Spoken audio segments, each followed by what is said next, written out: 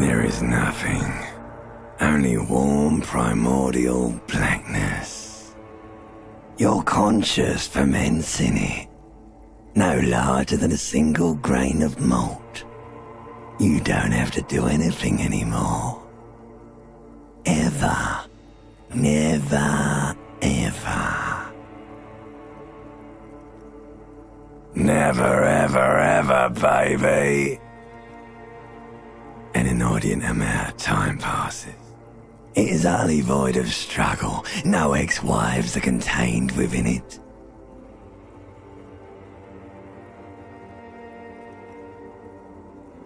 An awareness creeps up on you.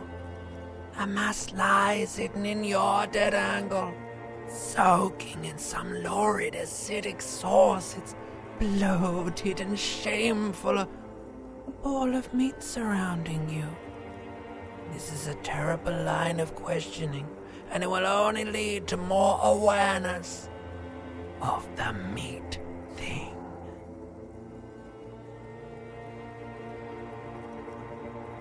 Ex-love, ex-tenderness. It is foolish of you to resurface to the loss. Not after all the damage you suffered to get here. Some of it irreversible. Stay. Sail with me through the abyssopelagic zone.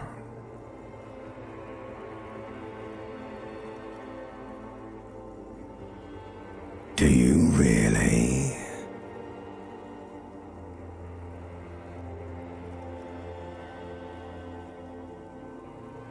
Alright, nothing down to fuck all, borough.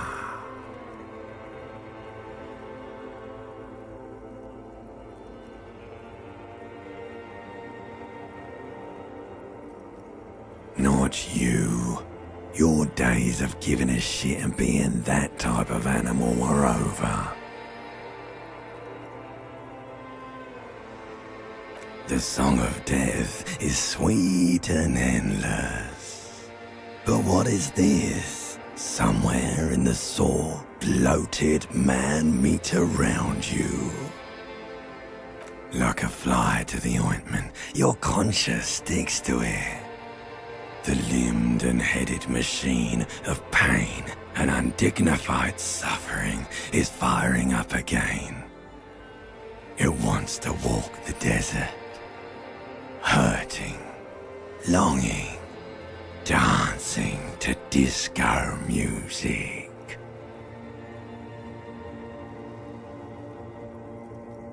The stench of liquor rises from your mouth, and with it, an ungodly headache. A fiery streak penetrates your skull, trying to force your eyes open. It's a sound, a clarion call from hell. Somehow, you know what it is. A caprice can name a motor carriage.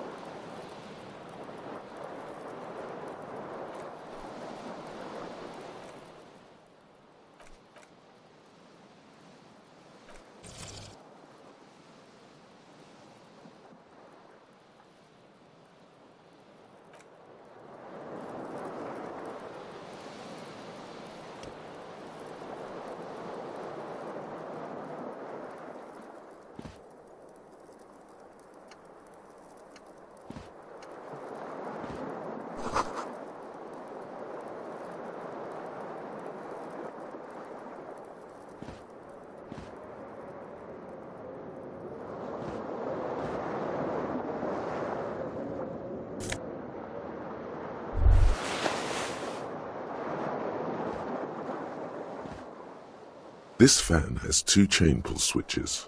One ends in a tiny fan, the other in a light bulb.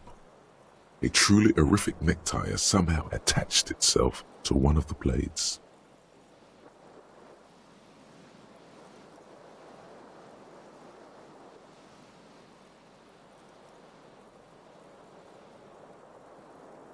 A terrible mistake. Turn the lights off immediately. You can practically feel the photons burning a hole in your brain. Your eyes burn with photosensitivity. It's not good.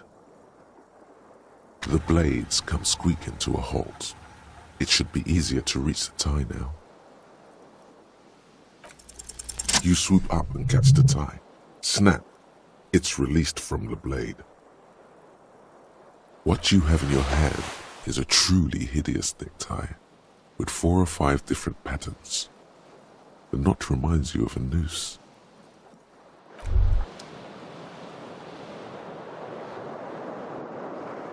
You hear a jingle. Keys are clinking in the pocket of your flare-cut pants. It says "whirling in rags" on the aluminium keyring. There is a single key on the ring. The number 1 is etched on it. It should open the door. The Whirling in Rags is a hostel cafeteria on the urban coast, frequented by dock workers.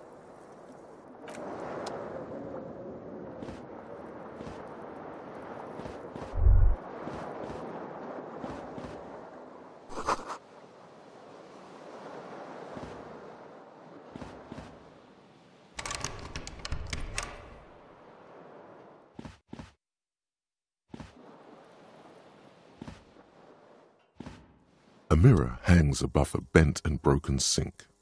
In a fierce discharge of masculine energy, someone has ripped half the faucet off. Hot water sprays from the base and steam covers the mirror. You cannot see yourself, just the outline of a man. Suddenly, you realize you have no memory of the face that awaits you there, underneath the soft vapor. Really, all recollection of the person you are, the people in your life, and even the world you're in has drowned in a sea of blood alcohol. This was no mere night of drinking. It was a deluge of world-ending proportions. As you slowly reach your hand towards the surface of the mirror. Abort. You clearly have not thought this through. You won't like what you see there, and you will never unbecome it.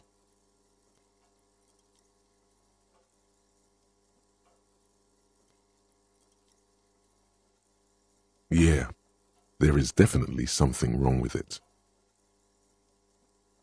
Where to even begin? There is the bloatedness, then the swollenness. It's like there's an upholstery of alcohol underneath your skin. Bet you are. Your nose feels like a small balloon in the middle of your face. It hurts when you honk it. It doesn't appear to be a particularly tiny nose either. Not with all the drinks it's absorbed for you.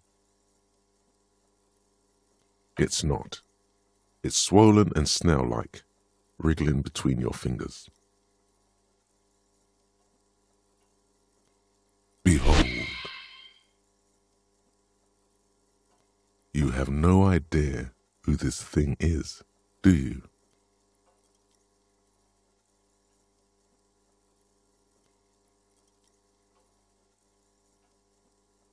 Whatever it is, at least it's dead now.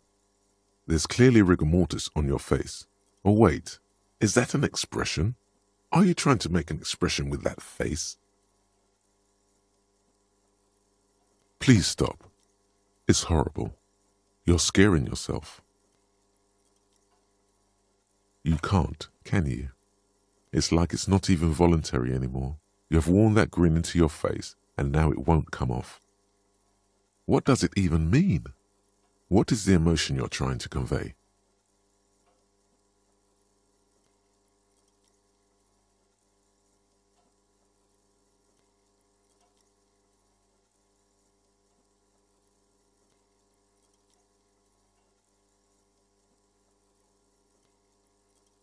You should check yourself for a pulse, superstar. From here it looks like a cadaverous spasm. You find no sign of life on your swollen neck. However, putting your hand on your chest reveals an irregular heartbeat. You appear to be alive, for now.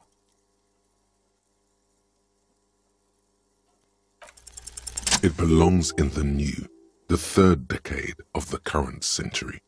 Enough time had passed from the failure of the revolution that, for a fleeting moment, free market economy seemed like the ultimate, uncontested way of life for our species. Things were good.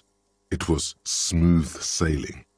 People made gold and champagne-tinted interiors and facades to suit the times, calling this the new style. But more importantly, disco happened. For Revachol, your city, that meant only one thing. Guillaume le Million. If it doesn't rhyme, you're not pronouncing it right.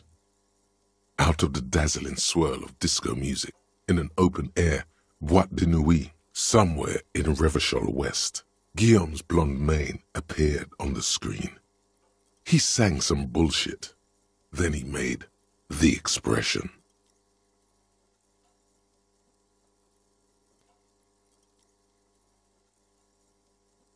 The click is used to spur on a horse. It also features heavily in Guillaume le Million's regional mega hit, Don't Worry, Your Pretty Little Head.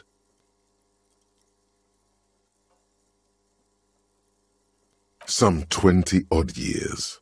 There is a vast ocean of time between right now and the expression, looking good on you, or anyone. Humanity has run aground in that time. It's a different world now.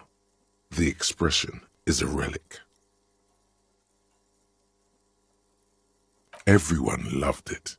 Maybe you thought some of the stardust would rub off on you. Maybe it did. Either way, it's all gone now. Only the grimace remains. You have some understanding of the near history of disco. The rest is darkness, aside from the useless fact that the motor carriage outside was a caprice canema. It doesn't have to be. You can swoon over Guillaume and his champagne-corked smile whenever you want to. Maybe some of the stardust will return.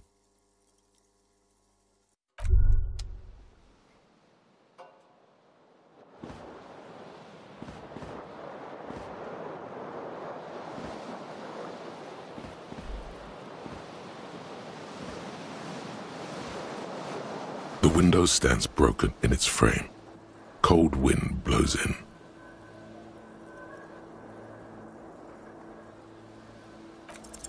The shards face outward. Whatever broke this window came from the inside. A fine web of scarring covers the back of your right hand, but none of it is recent. More likely a projectile than a held object. There are no fragments on the floor from pulling a tool back in after impact. It is too large for a bullet, yet too small for a piece of furniture. You're looking for something heavy and larger than your fist. Like the green shoe that's on the hat rack in the corner, which, coincidentally, is missing its friend. Congratulations, you smashed the window with your own shoe. Now you only have one. If you're lucky, you can still find the other on the balcony outside. The door to it should be outside your room. A cool wind gushes in. Your toes curl up from the cold.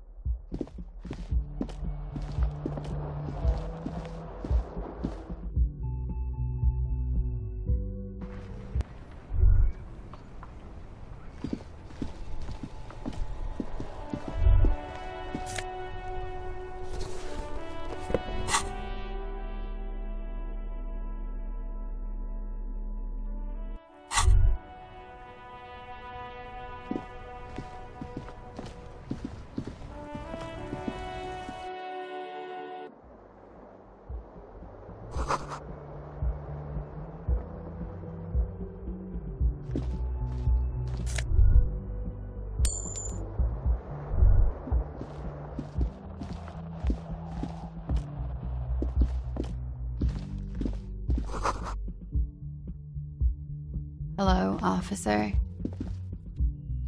The young woman raises a cigarette to her lips. Her eyes are brown and her face is speckled with birthmarks. She can't be more than 28.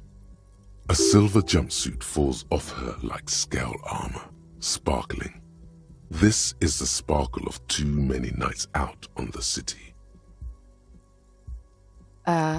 No.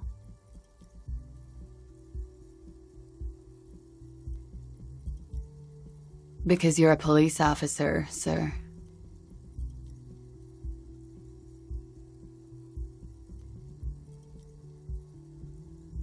I am, yes. Unless you've been feeding us a set of very well-rehearsed lies all this time. You've been here for 3 days, on official police business, no less. Couldn't say. In truth, so far, mostly drinking.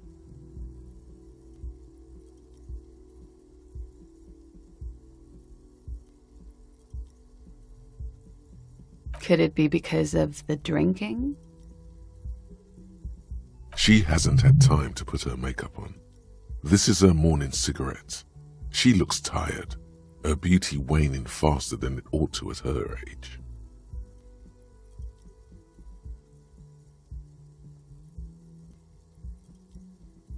Don't be so harsh on yourself. They let almost anyone be a police officer. Of course. Be careful, officer. They don't like the police around here. Something stirs in you as she's about to go. Call it an instinct, a need. The need to ask questions. It's like you've said the words 1,000,000 times before. She looks back at you, a light glinting off her eyes. You're a cop, Harry. It is unnatural of you not to want to ask questions. Yes.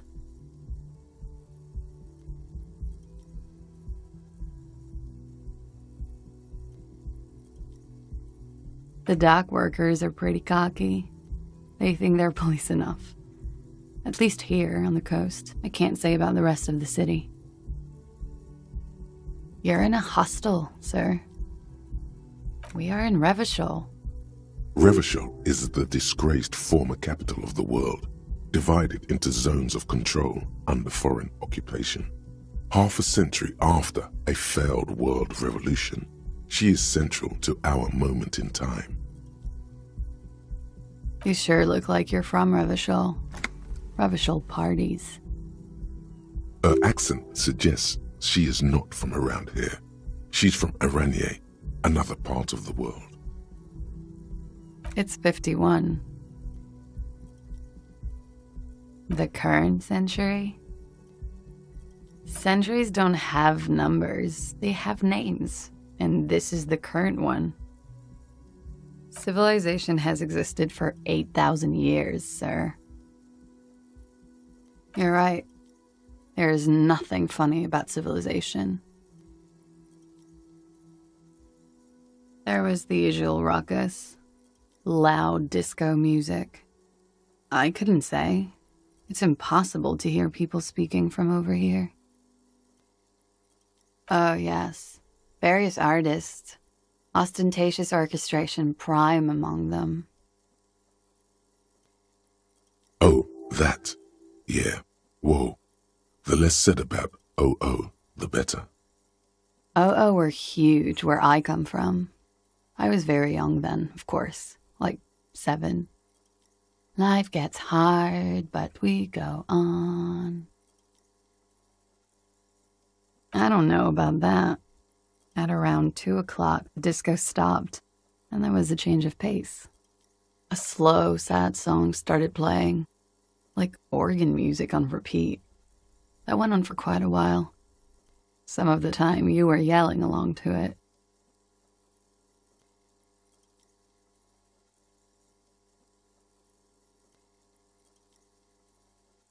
That it doesn't matter anymore and that we're alone now, it was difficult to tell. The song itself was very quiet and soft, but You sounded like a winded boar, sir. It was hard to understand what you were singing on top of it. Then you started screaming and trashed the place.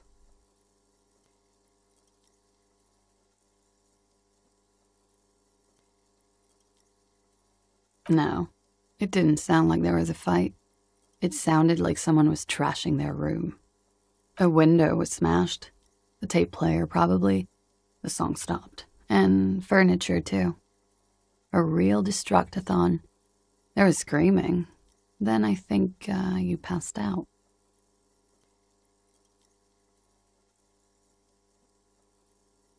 There was. I think you screamed that you didn't want to be this type of animal anymore. I may have misheard, but it was sort of memorable. I went out afterwards. Everything was quiet by then, around 4 or 5. And that was it. Glad to have been of assistance.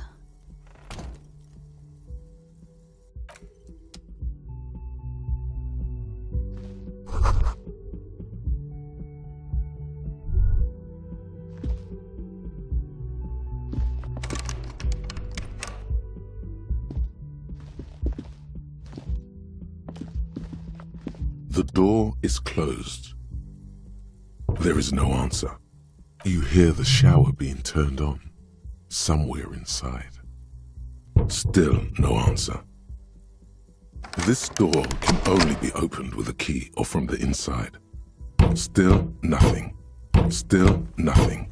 Still nothing.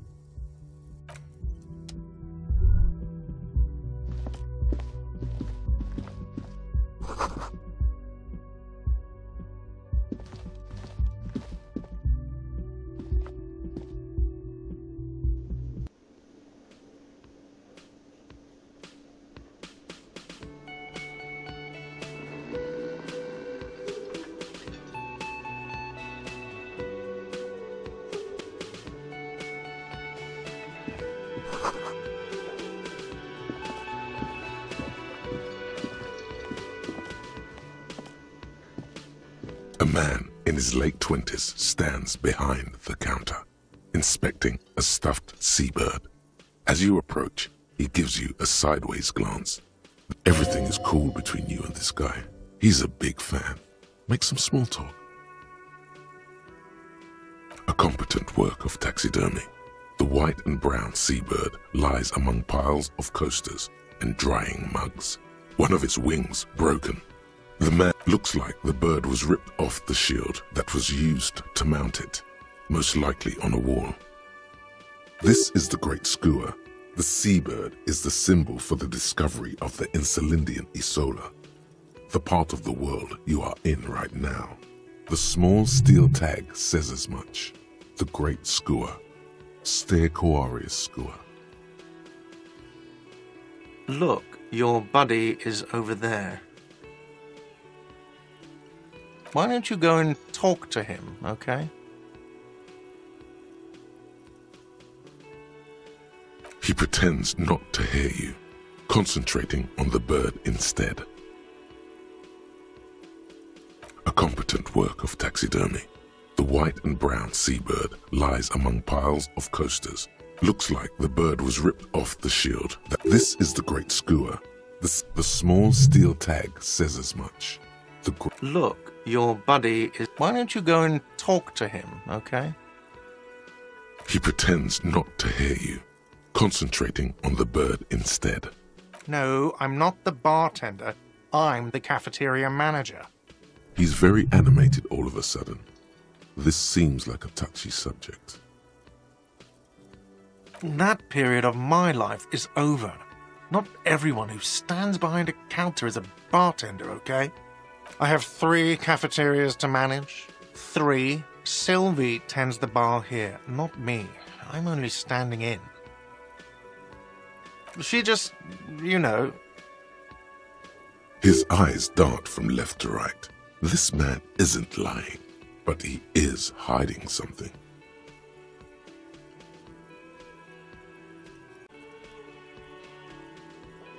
So now you're a cop. Oh, forget it.